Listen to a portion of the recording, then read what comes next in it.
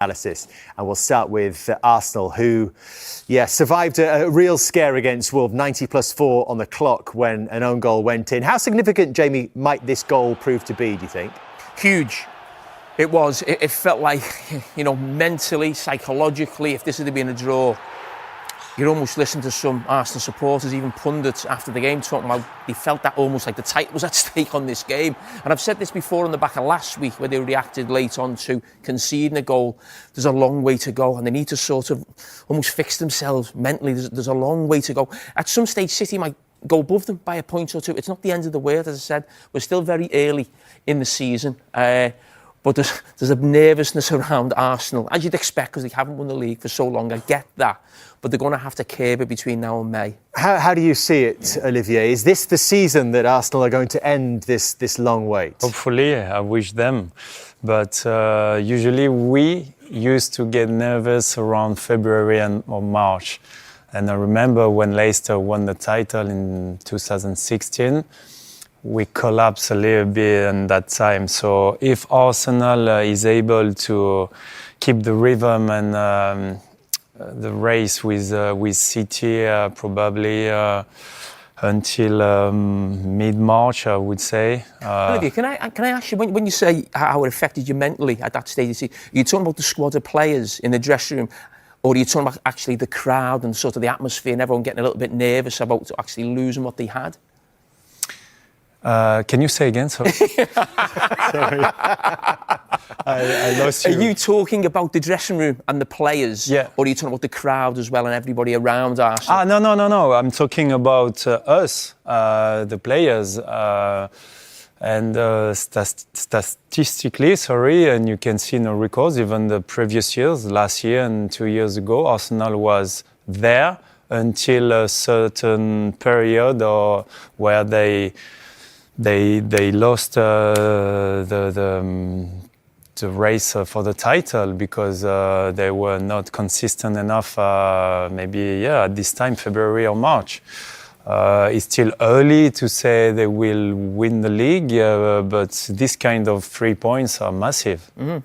There was the talk even then about whether Arsenal had the striker who was going to score the goals to take them to the title, even when you were playing.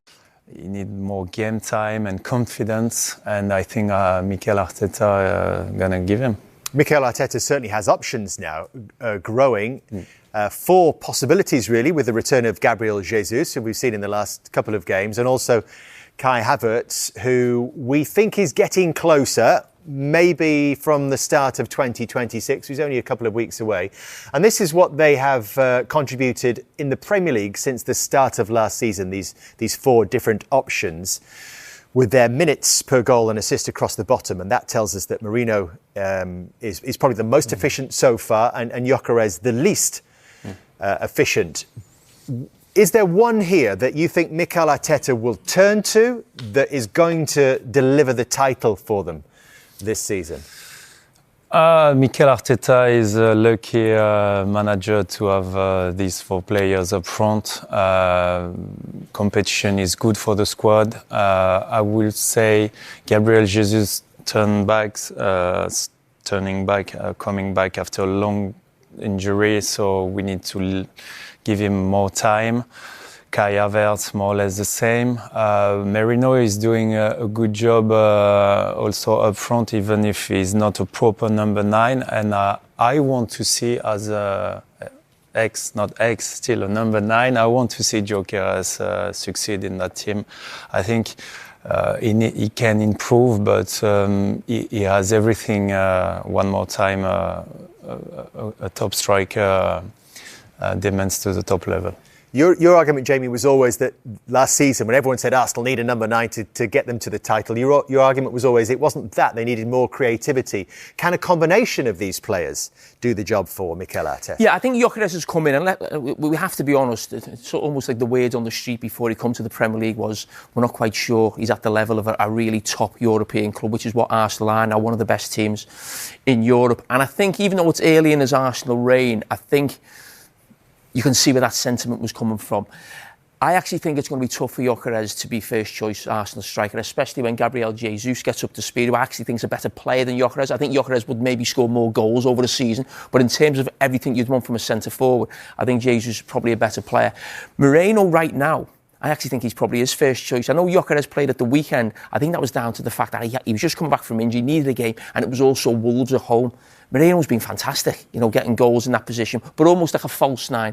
Havertz again is almost another version of that. So you've almost got a bit of, variety there with a really good striker, a goal scorer, and players who almost play the false nine position as well. So I actually think they're going to need all four of them if they're going to go on and win the title. I don't think any of them is almost the guy who's this world-class striker that Arsenal have been after since maybe, Van Persie, Thierry Henry, Ian Wright. Mm-hmm. No. Don't put all the pressure on one player. You're a World Cup winner. You're a World Cup winner. I like it because you need a different type of striker to win the league. And unless you have Erling Haaland. Unless you have Erling Haaland and all the players feeding him with great balls. But he's amazing. He was in the goals again this weekend. Olivier, with 2 more goals. He's now got 17 for the season, and he's starting to score more goals with his head as well. Does this make him an even more frightening prospect for anybody else? Oh yes. If he's starting scoring goals with his head now, he's quite the complete striker, a manager would dream to have in his team. So that's an amazing cross from Núñez, I think. Yes, he tries to stay behind his defender. Then the defender, Jamie Wright, correct me if I'm wrong, but he cannot see, the defender cannot see the guy who will cross the ball and the striker. And you want to have the big vision, the big picture of what's happening. And I think he did well to go behind him, knowing that Núñez will cross second post, and after it's a kind of easy finish. Turns. How will that change things? Well, I suppose it depends, how well Mo Salah's playing. But if Mo Salah plays when he comes back from the way he did at the weekend, I think he's got a great chance of playing a lot of football still in a red shirt, of course. And the irony of it is, if he wasn't actually going to AFCON now, he'd probably be playing for Liverpool in the next game because he was fantastic when he came on at the weekend. And then we see that he gets an assist. And yes, the story is mainly about Hugo Ekitike. Of course it is. He's been fantastic. But the great thing about Mo Salah getting the assist is, great delivery. And Liverpool haven't scored enough goals from set pieces this season. They get one there. And Mo Salah and Ekitike coming together. And the great thing about that at the weekend was, on the back of us speaking about Mo Salah at the Leeds game, we're talking about an interview he did.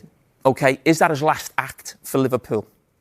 Now, we don't know if this is his last act, but isn't it nice that we can put this graphic in and say, right, Mo Salah, more goal involvements than anybody in Premier League history. We're talking about, as I said last week, a world-renowned superstar, a superstar of the Premier League, a superstar for Liverpool. And I'm just thinking, maybe, who knows what's going to happen in the next few weeks when he's at AFCON. But it's much better that we're looking at that rather than dissecting an interview outside Ellen Road, basically, in terms of what is he doing as a Liverpool player, and is this his last sort of contribution? Well, we probably need to just clean up this sort of, if it is to be his final chapter or this latest chapter of this story. Jamie, I think there was a lot of talk in the studio last week about that being his final act. And now that he came on in that after 26 minutes and made such an impression in the game, are we going to see Mo Salah back for the rest of the season? I don't see Mo Salah playing for Liverpool next season. The big thing in my mind is, are we going to see Mo Salah from now to the end of the season? Now, we know he's now going to AFCON. AFCON will finish mid-January. Now, it's obvious he's got an issue with the manager. And I want to give credit to the manager. He could have easily said, no, Mo Salah's not involved for this game against Brighton. He'll go to AFCON, we'll sort it when he comes out. But no, he thought, it's bigger than me, it's about the team, and it's more important Mo Salah's on the bench, and he made a contribution in the second half. But last week I was giving advice to Mo Salah and his agent, and I'm going to do it again.